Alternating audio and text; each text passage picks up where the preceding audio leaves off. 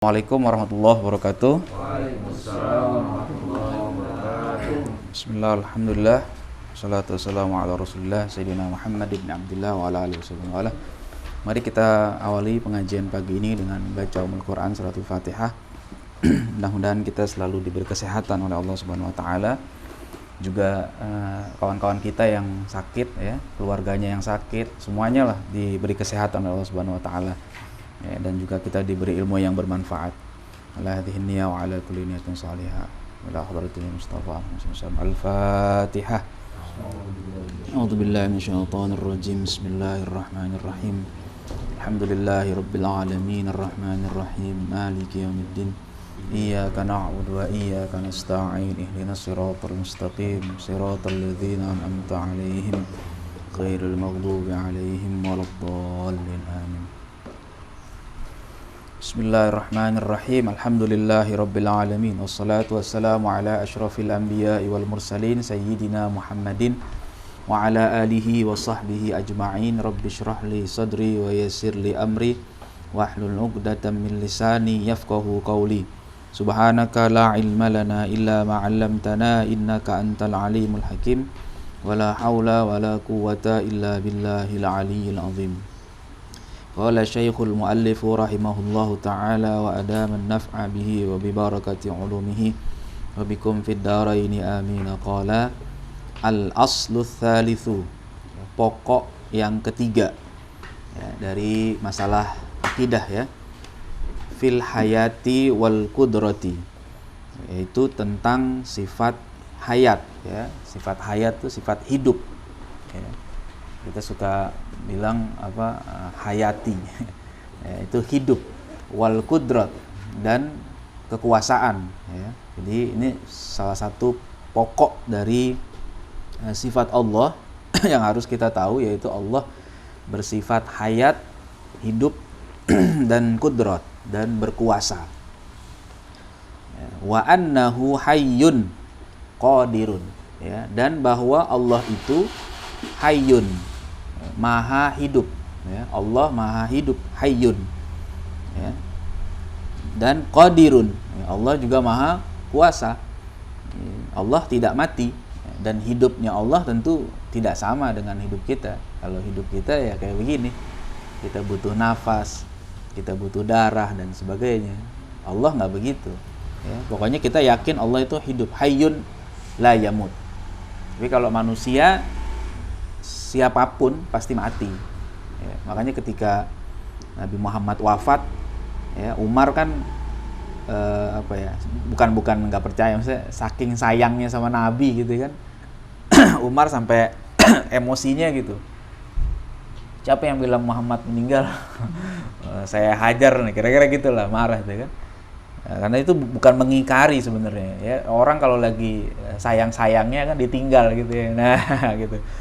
Akhirnya Abu Bakar mengingatkan di situ kan. Semua nggak ada yang berani ngingetin Umar. Karena Umar tahu sendiri lah seperti apa. Sangat kuat, sangat berani. Ya, tapi tiba-tiba Abu Bakar yang bilang, man kana ya'budu Muhammadan fa inna Muhammadan qad mata. Siapa yang menyembah Muhammad, Muhammad sudah mati, sudah meninggal. Wa man kana ya'budullaha fa innallaha hayyun la yamut. Tapi barang siapa yang menyembah Allah, Allah selalu hidup, tidak pernah mati.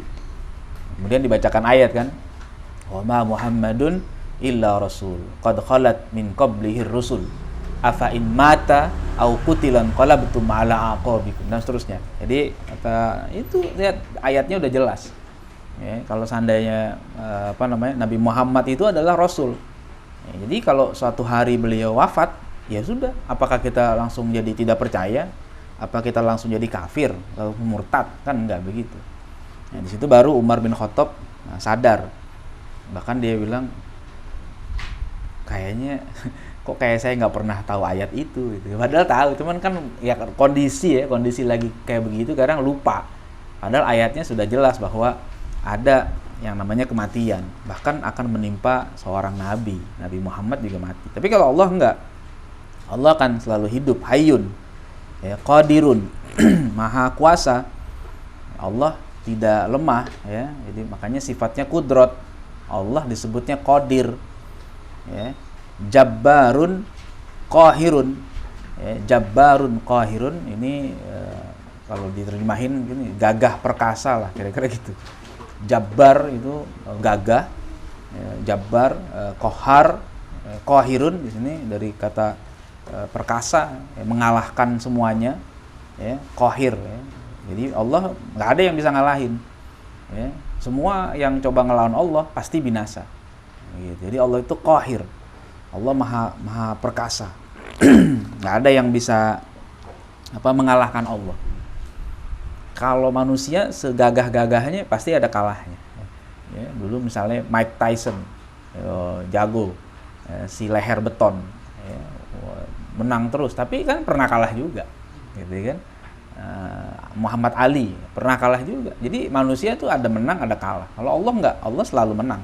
Nggak ada yang bisa mengalahkan Allah, ya. Jadi Jabbarun qahirun, Allah maha gagah, maha perkasa.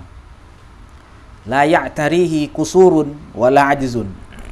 Allah tidak pernah tidak pernah hilang, tidak pernah dipengaruhi, tidak pernah kosong, ya, tidak pernah ya, kalau di terjemahan situ apa? Tidak pernah, ya, tidak pernah mengalami kusur. Kusur tuh kekurangan. Kalau kita banyak kekurangannya. Kalau Allah nggak pernah kurang. Kurang apa? Nggak pernah. Allah nggak pernah kurang apapun. Tiap hari Allah ngasih rezeki sama kita. Kurang nggak kekayaan Allah? Nggak kurang, ya kan? Kita kalau punya duit 100.000 dikasih ke orang 10.000 udah kurang. Tiap hari. Ya, tiap hari. Makanya kalau kata Gus Baha, ya, kalau nggak salah, kamu nggak usah takut, ya, nggak dapet rezeki hidup.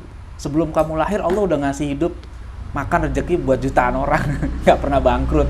Masa cuma buat kamu aja, nggak ada, takut banget kan gitu. Ya, Gus Baha gitu, takut banget nggak dapet rezeki katanya. Ya, orang sebelum kamu lahir itu udah jutaan manusia lahir ke dunia, Allah kasih rezekinya tuh.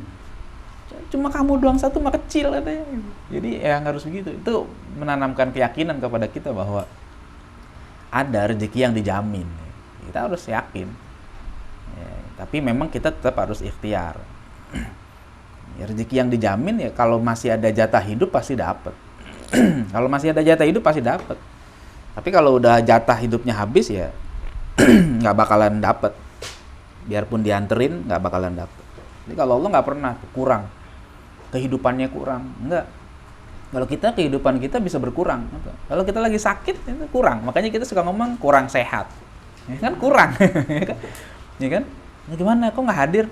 Kurang sehat. Nah itu kurang namanya kan, gitu kan?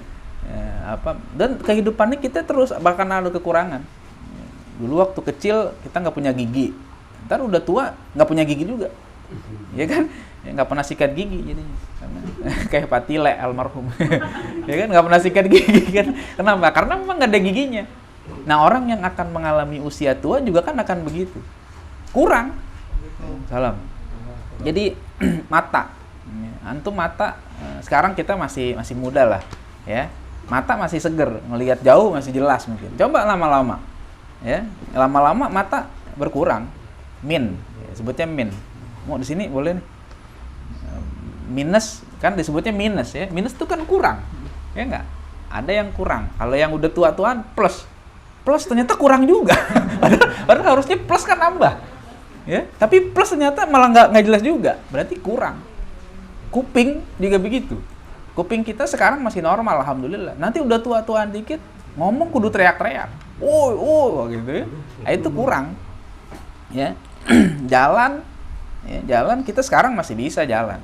Ya, lari masih bisa lah.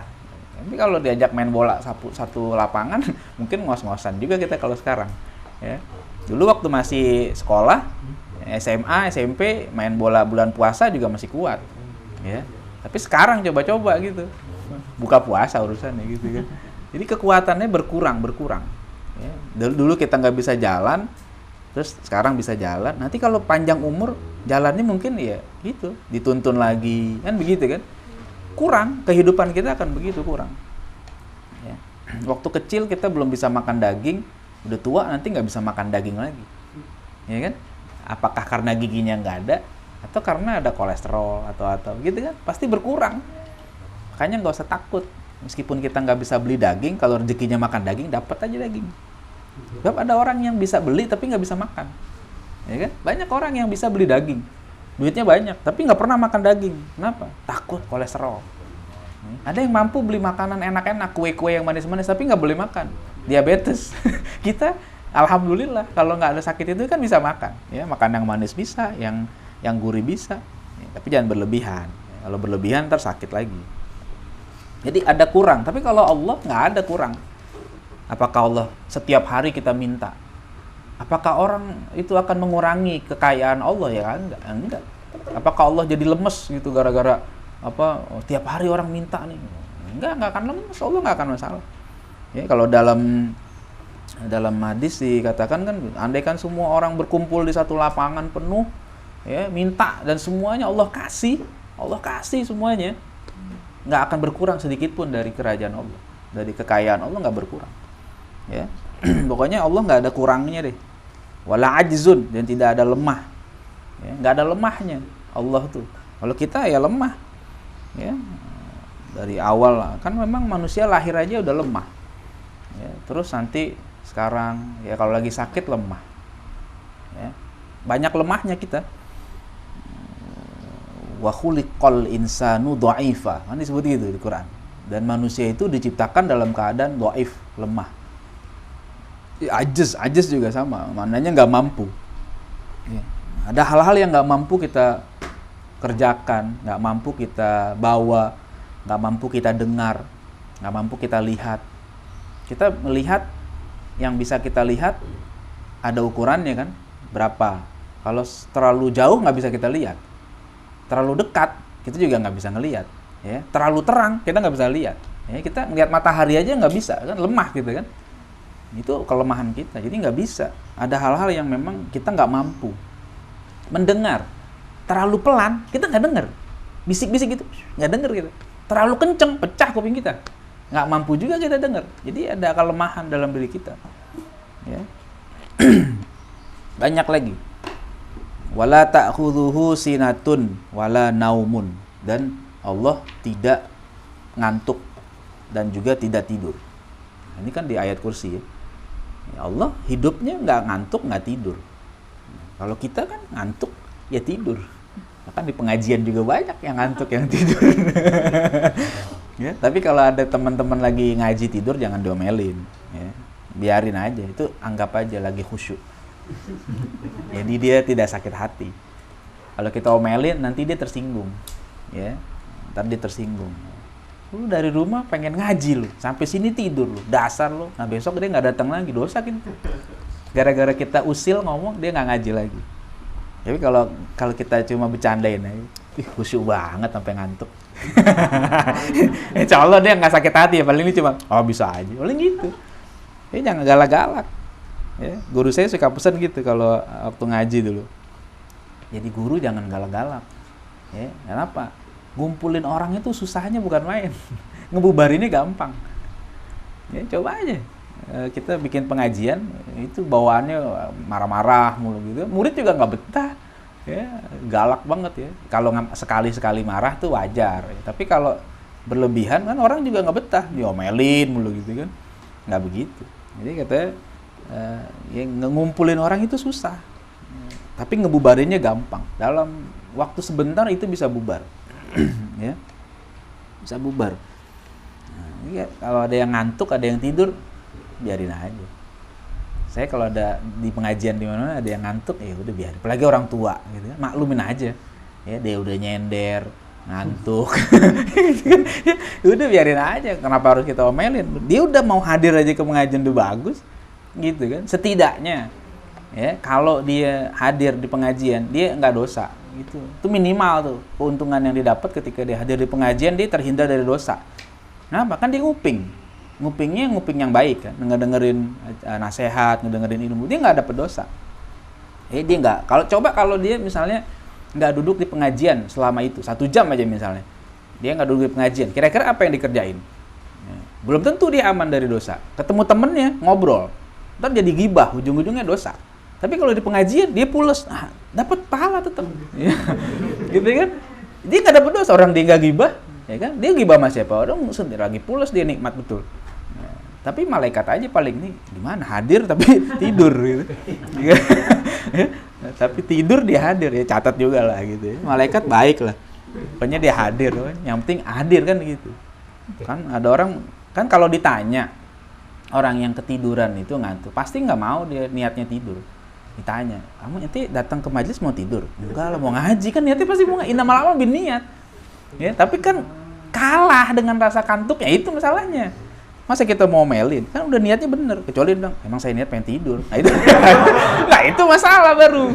Ya, tapi kalau niatnya udah pengen ngaji terus ketiduran, itu kata Allah juga kan doanya gitu. La tahmil alaina isron kama hamaltahu 'alal ladzina min qablina. Ya. La tu'akhidna in nasina wa akhtana. Jangan kau hukum kami kalau kami lupa, kalau kami salah. Ya. Salah itu bukan berarti senang berbuat salah. Dia pengennya benar, tapi terjadi kesalahan. Dia pengennya ngaji, tapi ngantuk. Gitu. La tu'akhidna. Dia minta sama Allah jangan dihukum, apalagi sama kita kan jangan lah. Udah biarin aja. Hiburan. Jadi di majelis itu ada yang serius, ya, ada yang nulis, ada yang denger, ada juga yang tidur. Jadi rame majelis kita tuh. Ya, komplit gitu ya. Jadi kita jangan sedih lah ngelihat murid-murid tidur. Ya, di pesantren juga sama. Kalau lagi ngajar santri kan ada yang ngantuk gitu. Saya paling suka bangunin aja. Bangun, cuci muka dulu sana. Gitu. Dia tuh mau melawan rasa ngantuk itu jihad itu. Ya, jihadnya double. Udah jihad pengen mahamin ilmu, jihad melawan ngantuk. Gitu. Tapi ya nggak paham dong kalau tidur. Ya paham tuh bukan urusan kita. Saya selalu gitu. Kalau ngajar guru tuh cuma nyampein aja, yang ngasih paham kan Allah. Ya, kalau dia tidur kira-kira bisa paham nggak? Kalau Allah mau bikin paham bisa aja, gitu ya. Cuma nggak sekarang. Yang melek juga belum tentu paham, ya kan? Apalagi yang tidur misalnya, nggak apa-apa. Tapi kan paham bukan urusan guru. Tanggung jawab guru tuh hanya menyampaikan saja. Makanya ada gini, saya suka bilang kewajiban kita tuh thalabul ilmi. Kita nuntut ilmu. Untuk tahsilul ilmi, ya, dapat ilmu itu bukan tanggung jawab kita, bukan kewajiban kita, bukan kewajiban guru, bukan kewajiban murid. Kenapa? Karena ilmu yang ngasih Allah. Ya kan? Emang guru bisa ente belajar sama saya jamin ente pinter. Enggak, emang saya yang ngasih ilmu, saya kan cuma nyampein. Jadi ada thalabul ilmi, ada tahsilul ilmi. Jadi dapat ilmu itu bukan urusan kita. Maka kalau ada murid kita yang nggak paham, yuk jangan sedih. Emang Allah belum kasih. Gitu. Kalau kita yang ngasih ilmu, ya kita maunya semua murid pinter. Tapi kan nggak begitu. Ada yang pinter, ada yang belum. Ada yang paham, ada yang belum paham. Itu namanya tahsil. Itu hak Allah. Kalau Allah kasih saat itu paham, dia paham. Mungkin dikasih pahamnya sama Allah sebulan kemudian, ya itu hak Allah. Itu jangan kita paksain. Jangan kita paksain ayam berkokok di siang hari. Ya. Suruh kokok, kokok, ya belum waktunya. Ntar nggak usah disuruh juga dia berkokok. Itu juga belajar. Paham ya, harus paham. Ya nggak paham. Malah tambah ngeri digituin murid. Ya, wah ditekan banget. Ya ngeri harusnya, ya tenang aja. Yang penting kita udah ngejalanin tugas kita dengan benar. Gitu ya. Jadi ada thalabul ilmi, ada tahsilul ilmi. Nah, satu lagi ada yang namanya barokatul ilmi, keberkahan ilmu. Nah itu yang kita cari, yang kita harapkan. Ya, kadang-kadang dari sebab keberkahan itu, yang tadinya kita nggak paham, jadi paham. Ya, berkah itu ya bisa dicapai dengan banyak hal, nggak mesti dengan belajar. Dia ibadah, ya, dia doa, ya, dia ikhlas, dia khidmat sama gurunya. Itu khidmat segala macam itu ada berkahnya. Bisa jadi orang yang dulu waktu di pondoknya dia nggak paham, nggak pinter lah, nggak dikenal pinter, biasa-biasa aja. Tapi karena berkah, nanti ilmunya bisa lebih banyak manfaatnya di masyarakat dibanding yang pinter doang tapi males ibadahnya, sama gurunya kurang khidmat gitu. Makanya saya suka ingetin ke santri gitu, kalian belajar jangan cuma belajar, dan harus rajin ibadah, harus rajin khidmat. Saya ngomong khidmat itu bukan maksudnya saya pengen kamu murid saya ya harus khidmat sama saya, enggak. Saya berbagi pengalaman maksud saya. Itu yang sudah saya lakukan. Saya sih enggak, kalau kamu nggak ngerjain juga nggak apa-apa urusan kamu, cuma saya ngasih pengalaman. Saya dulu ngaji begitu. Kalau ngandelin belajar doang, ya rasa-rasanya sih gitu ya, dikit ya, yang apa namanya, yang kita dapat. Tapi sih kita nggak tahu, ternyata dari ilmu yang sedikit kita dapat dari guru, ada berkahnya, gitu. Jadi pengalamannya itu. Ini kalau orang nanya, misalnya suka nanya, dulu ente mondok di mana? Nggak mondok. Emang saya nggak mondok, nggak pernah pesantren gitu kan? Kok bisa baca kitab? Nggak bisa. Ya kan bisa, urusan Allah, ya kita kan belajar. Ya, belajarnya cuma seminggu sekali sama guru. Cuma ya itu tadi, banyak khidmat. Ya, ada guru begini kita tolongin, kita bantuin. Jadi bukannya niat saya ngomong gitu ke santri-santri di pondok supaya ini enggak, saya juga enggak gitu. Maksud saya itu sekedar berbagi pengalaman. Kalau ente pengen dapat berkah ilmu, itu salah satu caranya gitu. Tapi jangan khidmat doang kagak belajar, salah juga. Terus saya khidmat aja Ustaz ya. Nggak belajar, jangan, belajar juga. Ya, saya juga ngaji, tapi waktunya khidmat. Jadi begitu. Nah, jadi seperti itu. Jadi ada thalabul ilmi, ada tahsilul ilmi, ada barokatul ilmi. Yang kita harapin barokah. Ya. Jadi ilmu kita dikit mungkin biasa-biasa aja, tapi ada berkah. Nanti ada aja tuh manfaat. Ya, manfaat buat kita dan manfaat buat orang lain. Ya. Nah, gitu ya. Jadi kembali nih. Jadi kalau di majelis ilmu ada yang ngantuk, ada yang tidur, ya nggak apa-apa. Ya, itu kembang majelis taklim gitu ya. Nggak apa-apa. Ya, mungkin ada yang di situ lagi capek, kita nggak tahu kan. Ada yang capek. Dulu saya waktu ngaji juga sering tidur juga di pengajian guru saya tuh. Dulu beberapa tahun lalu lah. Pulang kerja gitu kan, pulang dari ngajar di sekolah sampai rumah maghrib, habis maghrib langsung ngaji di masjid lagi, di masjid tuh ngaji. Karena saya mukri, saya bacain kitab. Itu depan guru sini bacain. Saya di depan, kadang saya udah gini ngantuk, tidur aja di depan guru. Ngantuk udah nggak tahan banget emang udah ngantuk. Tapi kalau nggak ngaji, gimana gitu kan? Perasaan nggak enak, aduh deh. Kadang-kadang bangunnya ditegur sama guru saya itu, dibanguninnya ditanya. Kan? Bangun kan kaget tuh. Apa tuh? Baca itu jadi apa? Nah, ini Ustaz gitu. Nah, itu kalau udah gitu ngantuknya hilang tuh. Tapi guru saya sih maklum gitu, nggak ngomel gitu. Dia tahu dia baru pulang kerja capek. Yang ngantuk betul kan dari pagi kita kerja. Jadi ada juga kita ngalamin, oh jangan-jangan orang yang ngantuk mungkin gitu juga kali. Dia kerja capek. Dia udah mau hadir aja bagus. Jadi Allah tidak ngantuk dan tidak tidur. Nah, ini sih saya suka ngasih pertanyaan sama teman-teman, sama santri juga. Apa bedanya ngantuk sama tidur? Apa bedanya? Mas Kori, apa bedanya ngantuk sama tidur? Tidur udah terjadi, ngantuk belum total. Ayo, apa bedanya? Kurang tepat. Kalau tidur mimpi. Kalau tidur apa? Mimpi. Bisa mimpi. Kalau ngantuk. Ada juga yang tidur nggak mimpi. Apa selalu kalau tidur mimpi? Enggak. Ada yang tidur nggak mimpi juga. Ashabul Kahfi 309 tahun nggak mimpi. Nggak diceritain kan mimpi. Tidur gitu kan. Ya nggak? Ayo, apa? Pak dosen gimana? Dosen nih. Kalau ditanya sama mahasiswanya gimana? Apa bedanya ngantuk sama tidur? Kalau ngantuk belum tidur, Ustaz. Nah, terus? Kalau tidur udah kelar dah. Nah, jawabannya nggak pakai ilmu mantik. Ayo belajar ilmu mantik. Apa bedanya ngantuk sama tidur? Harus pakai memantik. Nah, enggak ya pokoknya bisa diterima akal lah gitu. Apa bedanya ngantuk sama, kan disebut dua. Sekarang ngantuk sama tidur sama beda? Apa beda? Beda kan, kalau sama disebut satu aja, ngapain dua? Sinatun wala naum. Jadi kalau sama ya sinatun aja atau naum saja. Tapi Allah menyebut dua, la ta'khudhu sinatun wala naum. Tidak ngantuk, tidak tidur. Apa bedanya ngantuk sama tidur? Ayo.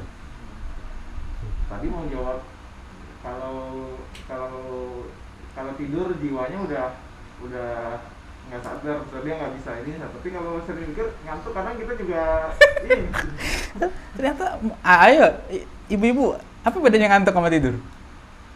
Terlalu banyak berfilsafat, ngomong yang sepele aja gitu. Kehilangan kesadaran. Nah, kalau ngantuk Nggak hilang, belum hilang. nggak kehilangan. Oke. Ada lagi? Bu Khair, Pak Debi? Ngantuk itu dorongan rasa ingin tidur. Rasa ingin tidur. Kalau tidur? Ya kan? Gimana? Kalau tidur rasa-rasanya sudah didorong. Gimana? Kalau tidur rasa-rasanya sudah didorong. Oh gitu. Kalau ngantuk bukan keinginan sendiri kan? Terus keinginan siapa dong? Kalau tidur berarti kayak tapi aku kayak ngantuk tidur. Gimana? Ran, ayo mahasiswi filsafat gimana nih? Ini pertanyaan filosofis ya? Bisa nggak Tas kalau saya bilang Ah. kalau ngantuk itu rohnya udah dipegang sama Allah. Ah. Kalau Pak Sari tidur ya. Nah, Kalau ngantuk belum, masih rohnya masih di badannya Ah. gitu. Gimana? Gimana? Setuju nggak Bu Khair? Permulaan. Kalau tidur puncaknya gitu. Ya, gimana nih ahli filsafat semua gimana nih? Gimana Ran? Apa bedanya? Kayak sama sih Sat, kayak tadi kalau Hmm. tidur tuh kan ya kehilangan kesadaran, kalau ngantuk masih belum gitu. Dan Nah. kalau tidur tuh bisa diawali dengan ngantuk, bisa tidak. Tapi kalau ngantuk tuh obatnya ya tidur gitu. Kalau pakai mantik gini nggak Ya, ya? gimana, Semua yang semua tidur Ada yang ngantuk. ada ngantuk gitu. Tapi tidak semua ngantuk itu berujung pada tidur. Terlalu serius banget tuh. Iya. Ini. Kembalikan universal gitu. Nih apa? Iya, oke lah itu jawaban macam-macam versi lah ya. Tapi gini, ada satu penjelasan ulama sederhana aja jawabnya. Gitu. Kalau ngantuk itu kuping masih denger tapi nggak paham. Kalau tidur itu jangankan paham, denger juga kagak. Ya kan? Ya nggak? Ya antum nih kalau Jumatan denger nggak khutbahnya? Denger, paham nggak? Nggak, oh ngantuk udah. Tapi kalau udah nggak denger, berarti tidur. Paham nggak nih? Itu sederhana aja tuh. Dari kitab-kitab ulama disebut gitu. Jadi kalau ngantuk itu masih denger. Kuping itu masih denger ngomong gitu. Kalau ditanya apa? Hah? Tahu. Gitu tuh. Berarti dia ngantuk. Tapi kalau udah nggak denger, sampai sholat Idul Fitri dibangunin namanya. Kan ada tuh. Ya kan? Ya kemarin ya ada videonya kan? Itu ngantuk apa tidur tuh? Itu tidur. Bukan ngantuk, kenapa? Udah nggak denger. Ya, boro-boro paham, tidur. Untung dibangunin, coba kalau sampai siang itu dia tuh. Kan gitu kan? Iya? Iya, itu kan di tengah aja. Itu bukan ngantuk, itu tidur. Karena udah nggak paham. Ya, yang akan paham denger aja enggak. Kayak kemarin santri di pondok gitu ada yang pas lagi jadi muazin dia ngantuk. Pas azan dia yang azan. Begitu iqomat dia nggak bangun-bangun. Nggak bangun-bangun. Akhirnya yang qomat temennya yang lain. Ya, dibangunin kan udah selesai khutibnya kan. Udah selesai, tinggal qomat. Dianya begini aja. Nggak bangun. Begitu udah qomat ditegur. Udah. Berarti dia tidur tadi itu, bukan ngantuk. Depan lagi kan. Nah, itu ya udah. Itu jadi ngantuk dia denger. Tapi belum tentu paham. Allah di sini maksudnya itu juga bisa. Ya, itu buat kita lah. Kalau Allah jangan dibayangin gitu. Ya. Kalau Allah jangan ditanya Allah gitu dong. Ya kalau Allah bukan laisa kamili sayun, jangan pakai dibilang Allah ngantuk dan apa lawazim ngantuknya jangan juga dipakai. Oh, kalau ngantuk berarti nggak dengar. Allah nggak dengar aja mustahil. Begitu. Jadi sesuatu yang mustahil jangan dikaitkan dengan Allah. Nah, itu nanti begitu ada namanya ta'alluq. Ya, ini berta'alluq atau tidak? Ada hubungannya apa enggak? Kalau kita boleh dia ngomong itu. Buat kita manusia kalau kita dengar apa enggak ya? Tapi kalau Allah dengar apa enggak? Lah kan enggak ada istilahnya Allah enggak dengar. Berarti itu pertanyaannya salah. Kalau dia bilang, Allah ngantuk apa enggak? Itu ngantuk itu mustahil bagi Allah. Maka sesuatu yang mustahil itu jangan dikaitkan kepada Allah. Ya. Nah, misalnya kan di sini dibilang Allah kuasa. Allah kan kuasa ya. Oke, nanti bahas berikutnya nih penjelasan kuasa. Ini masih bahas tidur dan ngantuk ya. Wala yu'ariduhu fana'un wala mautun. Juga Allah tidak fana, tidak binasa, tidak akan terjadi fana dan binasa, mati. Allah nggak bakal binasa, nggak bakal hancur, nggak bakal mati. Jadi selalu hidup, selalu ada. Hayyun dan abadiyun, nggak pernah mati. Kalau kita bakal mati, ya nggak tahu kapan, pokoknya bakal mati aja. Kalau Allah nggak. Jadi Allah hidupnya itu akan selalu ada, ya. Kalau hidup kita ya karena dihidupkan oleh Allah. Kalau nggak dihidupkan ya kita mati bakalan. Ya. Wa annahu dzul mulki wal malakut. Dan sesungguhnya Allah itu dzul mulki wal malakut. Ya, pemilik kerajaan bumi dan kerajaan langit. Al-mulki itu kerajaan dunia, kerajaan di bumi ini. Al-malakut itu kerajaan langit. Maksudnya ya tempat tinggalnya malaikat. Malakut, alam malakut itu alamnya para malaikat. Jadi beda alam sama kita, malaikat. Malaikat tinggalnya di alam malakut. Kalau kita di alam dunia ini. Ya, muluk, rajanya disebutkan Malik. Ya, di dunia banyak orang ngaku raja, tapi nanti di akhirat mereka ketakutan. Karena nggak ada raja selain Allah. Ya. Maliki yaumiddin. Kalau bacanya kan boleh dua tuh, boleh maliki yaumiddin, boleh maliki yaumiddin. Kalau maliki artinya pemilik. Jadi kalau maliki kan raja. Raja pada hari pembalasan. Maksudnya sekarang jadi raja nggak? Ya Allah raja juga. Sekarang bukan nggak raja. Cuma di akhirat nanti lebih tegas lagi. Kenapa? Kalau di dunia banyak orang ngaku raja. Tapi begitu di akhirat yang ngaku raja itu pada ketakutan. Karena nanti Allah tanya tuh, ya, limanil mulkul yaum. Yang pada ngaku raja, coba saya pengen tanya, hari ini siapa yang jadi raja? Pada diem semua tuh di akhirat. Itu limanil mulkul yaum. Siapa yang jadi raja? Itu yang dulu di dunia bangga bener dengan gelarnya rajanya pangkat. Di akhirat memang nunduk-nunduk aja, takut dia tuh. Nah, karena di dunia dia udah merasa sebagai raja. Dia dia merasa nggak ada yang bisa menghalangi, nggak ada yang bisa mengatur dia. Ya udah, tapi ntar di akhirat justru dia paling takut, karena Allah yang di situ yang menegaskan. Dulu di dunia silahkan deh ngaku-ngaku raja deh, ntar di akhirat udah nggak ada lagi. Ya, dzul mulki wal malakut. Jadi Allah itu pemilik kerajaan, ya, kerajaan dunia, kerajaan langit, ya, atau Allah. Wal izzati wal jabarut. Ya, Allah itu pemilik kekuasaan, kejayaan, ya. Izzah itu apa ya? Keagungan bisa juga. Wal jabarut, jabarut kegagahan, ya. Nah, itu Allah miliki semua itu. Allah tuh bukan yang lemah, bukan yang lemas, tapi Allah yang agung, yang kuat, ya. Lahus sultanu wal qahru. Dialah pemilik as-sultan. Sultan ya kekuasaan. Ya, wal qahru, ya, sama al-qahru itu masdar dari qahir.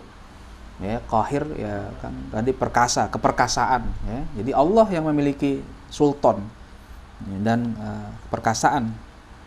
Wal khalqu wal amru, ya, penciptaan dan juga perkara, urusan, perintah, semuanya itu Allah yang punya. Ya, khalaq, kita punya Allah. Ya, makanya kalau ada orang meninggal dikatakan inna lillahi. Kita ini milik Allah. Kita itu ya dari ujung rambut sampai ujung kaki itu punya Allah. Jadi kita nggak punya apa-apa. Ya. Makanya kita disebutkan abdun. Abdun itu kan budak. Dalam pelajaran fikih kan yang namanya budak kan dia nggak punya apa-apa. Gimana dia mau memiliki apa-apa? Orang dia sendiri dimiliki orang lain. Kan budak gitu kan. Nah, kita juga kan abdun, Abdullah. Kita nggak punya apa-apa. Jadi kalau seandainya kita sekarang itu punya sesuatu, itu sebenarnya adalah hak guna pakai saja, bukan hak milik pada hakikatnya. Ya, jadi kita misalnya punya badan. Ini badan kita ini punya Allah, bukan punya kita. Makanya kita nggak boleh menggunakan badan kita sesuai kemauan kita. Kalau nggak sesuai dengan kemauan Allah. Nggak boleh ditato, nggak boleh ditindik-tindik. Nah, Allah melarang. Gitu kan? Jadi yang namanya pakai punya orang, ya harus seizin yang punya kan, misalnya gitu. Kita mau pakai motor orang, ya nggak boleh sembarangan lah, geber-geber gitu, enggak. Izin, bolehnya gimana? Bolehnya begini. Jadi diatur. Karena manusia juga milik Allah manusia. Dia harus gunakan dirinya sesuai dengan aturan dari Allah. Jadi kalau misalnya ini makannya harus yang halal ya, nggak boleh yang haram. Karena kita memang harus tunduk. Sama aja kayak motor. Ya, motor harus diisi pakai bensinnya apa? Coba isi pakai minyak tanah, kan jadi kacau. Ya nggak? Padahal sama-sama apa? Sama-sama minyak. Tapi karena beda, karena udah tahu kata pabriknya ini harus diisi apa? Pertalite atau pertamak atau jangan diisi minyak tanah. Coba isi minyak tanah, hancur. Atau isi apa? CR kali misalnya gitu. Ya, bisa turun mesin nanti kayak begitu. Jadi itu juga begitu. Kita diatur sama Allah. Tubuh kita harus makan yang halal, tinggal boleh yang haram. Allah udah ngatur. Anda mau menikah, boleh. Tapi nikah harus dengan yang lawan jenis. Itu aturan Allah. Kalau Anda nikah dengan yang sesama jenis, berarti Anda zolim. Karena Anda kan nggak punya milik diri Anda milik Allah. Kok Anda yang ngatur? Nah, itu konsep begitu tuh dalam Islam yang harus difahami. Makanya LGBT kan nggak benar. Kenapa? Orang tubuh dia bukan punya dia, punya Allah. Kenapa dia yang rusak? Ya. Jadi kita ini punya Allah. Jadi kita semua innalillah. Kita semua milik Allah. Wa inna ilaihi rajiun, dan kita semua bakal pulang pada Allah. Jadi begitu, nggak ada yang punya apa-apa, semuanya Allah. Al-khalqu, semua makhluk punya Allah. Ya, wal amru, perintah, perkara-perkara apa sih Allah yang sudah menentukan. Ya, ada perintah ini, perintah itu semua Allah. Ya. Kemudian was-samawatu matwiyatun biyaminihi, dan langit-langit itu dilipat dalam genggamannya. Ya, yamin artinya kanan, maksudnya bukan tangan kanan, maksudnya dalam kekuasaannya lah. Ya, jadi Allah menguasai langit-langit itu dalam kekuasaan Allah Subhanahu wa taala. Ya, sama wal khalaiqu makhuruna fi qabdatihi. Makhluk-makhluk pun ya dikuasai Allah dalam genggamannya, dalam kekuasaan, maksudnya genggaman ya maknanya kekuasaan. Qabdah tuh genggaman makna bahasanya. Ya, disebutnya qabdah iya, tapi kalau mau ada takwil yang lain, makna qabdah itu maksudnya kekuasaan. Jadi maksudnya semua ini dalam kendali Allah. Ya, makanya teratur. Ya. Alam ini sangat teratur, semuanya. Ya. Siapa yang bisa ngatur alam segini banyak? Ya. Yang di darat, yang di laut, yang di dalam tanah, itu semua ada yang ngatur tuh. Ya. Kalau kita mikirin pakai akal kita nggak sampai kayaknya. Coba aja mikirin laba-laba ya, bikin jaring, ya kan? Karena kita mikir laba-laba tuh makannya gimana gitu. Tapi ada kan Allah udah atur, dibikinnya jaring. Ya nongkrong aja di situ, ntar ada yang main celap kena gitu kan. Kalau kita mikirin nih gimana makan, rezekinya gimana gitu. Bingung gitu tuh. Ya, cicak. Makannya gimana cicak? Tahu-tahu ada banyak laron. Ya kan, dapat. Kita nggak bisa ngebayangin itu, susah kan. Allah atur dengan begitu indah. Yang kita nih yang di atas permukaan bumi itu masih enak kelihatan. Yang di bawah bumi ini gimana? Semut, cacing itu gimana tuh? Itu udah diatur rezekinya sama Allah. Jadi semuanya udah nggak ada yang lepas dari aturan Allah. Semua makhluk, ya, yang kecil, yang gede, itu semuanya udah diatur oleh Allah Subhanahu wa taala. Ya, nggak ada yang ini. Nah. Masuk Mat. Jadi semua makhluk. Jadi yang dikata makhluk itu kan yang diciptakan oleh Allah. Jadi semuanya. Yang manusia lah, binatang, jin, malaikat, semuanya udah diatur sama Allah. Planet-planet semuanya. Pergantian siang dan malam, ini semua udah Allah atur. Semuanya beres gitu. Kalau kita yang ngatur berantakan. Tapi kalau Allah yang ngatur udah pasti paling bagus. Ya.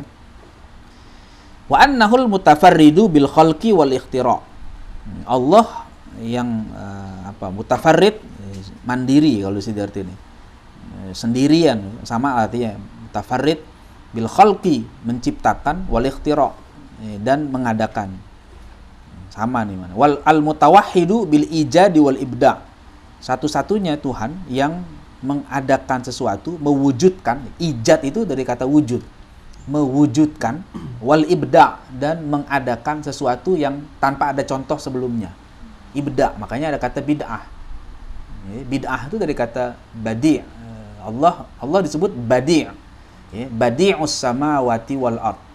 Allah menciptakan langit dan bumi. Badi' maksudnya tanpa contoh.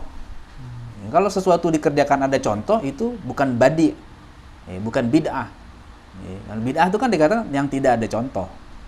Itu Itu bid'ah. Jadi Allah itu badi'us samawati wal ard. Allah yang menciptakan semua ini, bumi, langit, tanpa ada contoh sebelumnya. Jadi itu Allah. Kalau kita kan bikin sesuatu ada contohnya, ya nggak? Kalau nggak ada contohnya susah kita bikin. Biasanya kita ada contohnya dulu. Tapi kalau Allah nggak, Allah bisa bikin apa yang nggak ada, yang sebelumnya nggak ada tanpa contoh. Khalaqal khalqa wa a'malahum. Allah yang menciptakan makhluk dan amal-amal mereka. Ya. Allah yang ciptakan tuh makhluknya, amalnya nanti Allah siapkan. Ada yang amal soleh, ada amal buruk. Ya. Wa qaddara arzaqahum wa ajalahum. Dan Allah tentukan rezeki mereka dan ajal mereka. Ajal itu artinya waktu. Ya, ajal. Likulli syai'in ajal. Setiap sesuatu ada waktunya. Jadi Allah tentukan rezeki. Rezeki kita berapa hari ini? Rezeki kita sampai mati berapa? Untungnya rezeki kita nggak dikasih sekaligus. Kalau dikasih sekaligus nggak normal hidup kita. Kita dikasih jatah hidup misalnya 60 tahun. Kalau dikasih semuanya rezeki sekaligus, udah nggak ada yang kerja. Ya kan? Tapi rezeki itu dikasih bertahap sama Allah. Ya. Rezeki hari ini berapa nih? Rezeki hari ini apa makannya? Itu kan jadi kan apa? Hidup itu normal. Wah, hari ini udah mulai dikit nih duit nih. Kerja. Kan gitu normal hidup itu. Coba kalau semuanya dikasih kaya semua. Udah nggak ada yang mau ke sawah, nggak ada yang mau ngojek, nggak ada yang mau ke pasar. Ini rezeki itu sengaja diatur sama Allah begitu. Ada yang hari ini rezekinya besar, ada yang kecil, ada yang nggak dapet, macam-macam. Ya, itu udah diatur, ditentukan kadarnya berapa. Ya, oh si fulan rezekinya ini hari ini, oh si fulan lain lagi. Ya, itu rezeki Allah. Rezeki ini bukan cuma uang, ilmu juga gitu. Ilmu termasuk rezeki. Jadi hari ini ada yang rezeki ilmunya banyak. Dikasih Allah paham gitu, kayak diguyurin ilmu gitu. Ada yang enggak. Aduh, nggak paham-paham. Rezekinya baru dikasih sama Allah sebulan kemudian, nggak apa-apa, udah tentukan Allah begitu. Makanya kita jangan protes. Udah ikhlas aja belajar, ngaji aja. Masalah paham urusan Allah. Kalau nggak paham juga ya nggak apa-apa, orang Allah yang ngasih. Kita ridho dengan yang kita belum pahami itu udah dapat ilmu. Ilmu apa? Ilmu ridho namanya. Ya. Ajalnya, apa namanya? Waktu kapan kita kapan mati nanti, ya, kapan kita tidur, kapan kita makan, nah, itu ada semua waktu-waktunya itu ada. Kapan sakit, kapan nikah, kapan itu semua udah ada tentuannya. Cuman kan kita nggak dikasih bocorannya kan. Kalau dikasih bocorannya hidup nggak normal. Ya, kasih tahu. Ya. Aga besok kamu meninggal ya. Wah udah, nggak normal, nggak mau kan, bingung. Wah meninggal, belum siap nih. Masih banyak urusan, ngoreksi belum kelar gitu kan. Makanya nggak dikasih tahu itu ajal tuh. Ya. Dikasih tahu ajal ya, tiket pesawat banyak di cancel. Ya. Kamu bakal mati besok, pesawatnya jatuh. Wah nggak cancel gitu. Ya nggak gitu, pokoknya udah ajal itu udah Allah yang tentukan. Kapan kita akan mati, kapan sakit, ya, kapan punya anak. Ya. Kapan kita, macam-macam lah pokoknya yang berkaitan dengan waktu itu Allah sudah tentukan. La yashiddu an qabdatihi maqdur. Ya, tidak luput dari genggamannya apa saja yang sudah ditentukan, yang dikadarkan, ditakdirkan. Ya, kalau Allah sudah tentukan A ya A, gitu loh, nggak akan berubah. Kalau tentukan B ya B. Ya, jadi Allah sudah menentukan itu dan itu tidak akan luput. Wala ya'zubu an qudratihi tasariful umur, dan tidak sirna dari kekuasaannya tasariful umur, segala pengaturan perkara-perkara. Jadi maksudnya nggak ada yang nggak bisa Allah atur lah, kira-kira gitu. Apa saja Allah bisa atur. Semua urusan yang ada ini itu mudah saja buat Allah. Allah Maha Kuasa mengatur. Kita pusing kita. Ya, banyak hal yang kita justru banyak nggak mampu. Dan kalau Allah misalnya dalam ayat-ayatnya melibatkan makhluknya, itu bukan berarti Allah tidak mampu. Ya, misalnya gini, misalnya kenapa Allah ada malaikat, ya kan, yang nyampein wahyu, yang bagian rezeki, yang nyatet kebaikan keburukan, terus yang nyabut nyawa. Emang Allah nggak mampu ngerjain sendiri? Bukan itu. Kata para ulama, Allah melakukan itu semua ta'diban li ibadihi. Ta'diban li ibadihi, untuk mendidik hamba-hambanya. Artinya apa? Allah aja yang mampu segalanya masih melibatkan yang lain. apalagi kita dalam urusan kita jangan suka pengen ngerjain semuanya sendirian. Gitu. Ya, apalagi perkara besar, ajak libatkan. Itu Allah loh yang mampu. Allah menciptakan ini nggak perlu bantuan siapa-siapa. Ya, kalau Allah mau hancurkan sekejap bisa tanpa bantuan siapa-siapa. Tapi Allah pengen ngajarin ke kita semua. Nih aku yang mampu segalanya masih ngelibatin malaikat. Kalian tuh yang lemah, mestinya lebih juga begitu. Jadi kalau mau mengerjakan sesuatu itu jangan sendirian, tapi apa? Berjamaah. Apalagi proyek besar gitu ya. Jadi libatkan orang-orang yang bisa membantu. Ente bisa bantu apa? Ini. Nah, supaya lebih baik. Gitu ya. Bukan berarti Allah nggak mampu dong. Enggak, bukan Allah nggak mampu. Allah mampu. Ya, itu takdib, ya, takdiban li ibadihi. Jadi Allah ingin mendidik hamba-hambanya. Ya. Kalau Allah mau sendiri bisa. Wala tuhsa makduratuhu, tidak terhitung. Ya. Tuhsa tidak bisa dijangkau, tidak bisa dihitung. Ya, kan kalau dalam ayat yang lain, wa in ta'uddu ni'matallahi la tuhsuha gitu ya. Kalau kamu pengen menghitung nikmat Allah, la tuhsuha, nggak bakalan ya nggak bisa terhitung, maksudnya nggak bisa terpenuhi semua gitu ya. Jadi kekuasaan Allah juga begitu, nggak bisa dihitung, nggak bisa dinilai, nggak bisa berapa besar, udah nggak bisa, pokoknya nggak bisa dijangkau kebesarannya. Kalau kita punya kekuasaan bisa, misalnya gini, kita ngangkat beban berapa, bisa diukur kan? Misalnya kita kuat ngangkat beban 50 kilo, itu ukurannya, itu tuhsu, kita bisa terukur. Tapi kalau Allah nggak, jangan begitu. Ya, kalau kita ngangkat yang 100 kilo beban mungkin kita nggak kuat karena ada beban yang kita terbatas. Tapi kalau Allah nggak, la tuhso, tidak terbatas. Ya, jadi kekuasaan Allah begitu.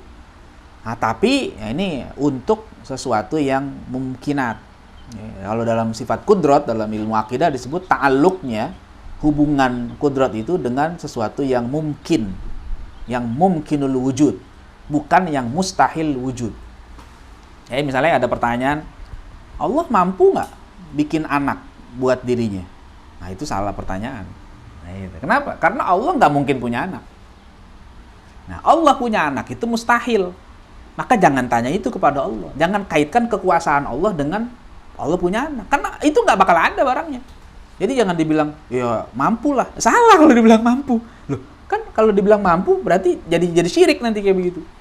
Ya, jadi Allah kalau ditanya gitu, ya nggak ada ta'aluk, nggak ada hubungannya. Kudrat Allah itu adalah kepada sesuatu yang mungkin wujud. Contoh misalnya, Allah kalau menciptakan manusia yang umum itu kan ada unsur bapak, ada unsur ibu. Itu umum. Sekarang pertanyaannya, kalau nggak ada unsur bapak, unsur ibu, bisa nggak? Bisa. Kan itu mungkin. Nabi Adam, siapa bapaknya?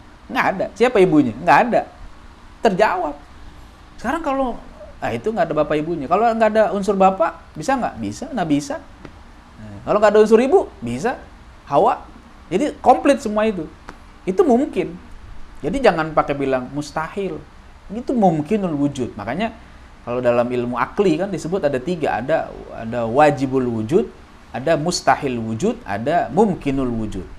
Kalau yang dibilang wajibul wujud itu adalah ma la yumkinu adamuhu. Sesuatu yang tidak mungkin tidak ada. Itu namanya wajib.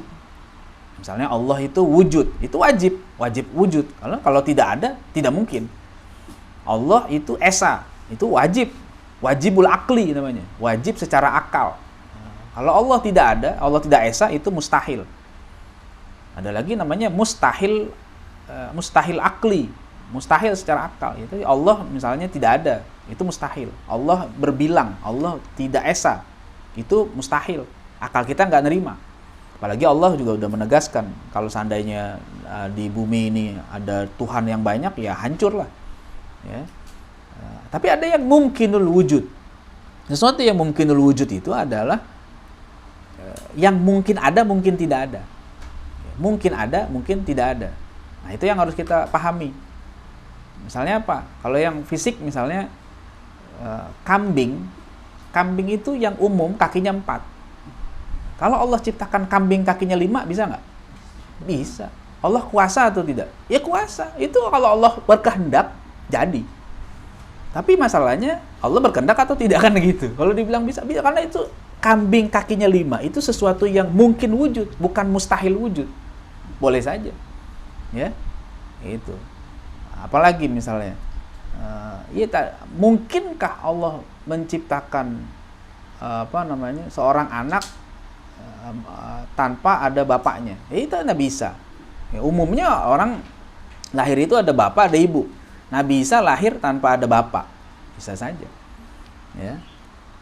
Dan banyak lagi tuh hal-hal yang mungkinul wujud, yang sifatnya mungkin untuk dia wujud. Maka kita juga jangan salah lagi ketika menyikapi sesuatu yang mungkin lalu nanti langsung dibilang, itu sih mustahil. Enggak mustahil. Ya. kayak misalnya kalau kita paham nih konsep mustahil wujud, wajibul wujud, terus tapi mungkinul wujud, itu dengan gampang kita menerima kisah-kisah dalam Al-Qur'an. Coba aja. Kalau seandainya dibilang Ashabul Kahfi tidur 309 tahun. Itu wajibul wujud, mustahil wujud, atau mungkinul wujud? Mungkin, secara akal itu mungkin, tidak mustahil. Kalau dibilang mustahil, berarti dia nggak paham hukum akli. Itu sebenarnya pentingnya belajar hukum akli itu begitu. Apa iya sih? Kalau orang yang nggak memahami hukum akli, nggak mungkin. Nah, itu kata-kata nggak mungkin dia udah salah, dia tidak memposisikan akal dengan benar. Ya, mana mungkin orang tidur 309 tahun? Nah, secara akal itu mungkin. Terus kita nerima, kenapa? Bukan hanya secara akal itu mungkin, ada khobar sodik, kan gitu. Jadi akhirnya kita terima bahwa Allah sudah menyebutkan kisah itu. Itu udah jadi tambah yakin. Ya, itu mungkin akal. Ya. Mungkinkah orang berangkat ke tempat yang jauh dalam waktu sekejap? Mustahil. Kalau orang yang nggak pakai hukum akal jawabnya gitu, mustahil. Padahal itu mungkin. Ya. Nabi dari Mekah ke Aqsa berapa lama? Ya kan? Terus ke Sidratul Muntaha berapa lama? Nanti dikias ke bawahnya Nabi. Para ulama yang punya karomah aulia, itu bukan sesuatu yang mustahil. Kalau dia paham ini, dia nggak akan menolak namanya karomatul aulia. Ada orang yang, misalnya ada ulama-ulama yang memang wali gitu ya, ada minuman 1 teko dituang nggak habis-habis. Itu kalau nggak pakai hukum akli, dia bilang, mustahil, mana mungkin. Nah, dia nggak paham hukum akli. Coba kalau dia pakai hukum akli, itu mungkin saja. Karena itu bukan sesuatu yang mustahil bagi Allah membuat makanan yang sedikit jadi banyak. Kan Nabi kan pernah juga begitu kan. Ya, sekarang Nabi udah nggak ada. Ya aulia, mungkin kebagian juga. Karomah, cuma namanya bukan mukjizat. Jadi kita memahami hukum akli begitu.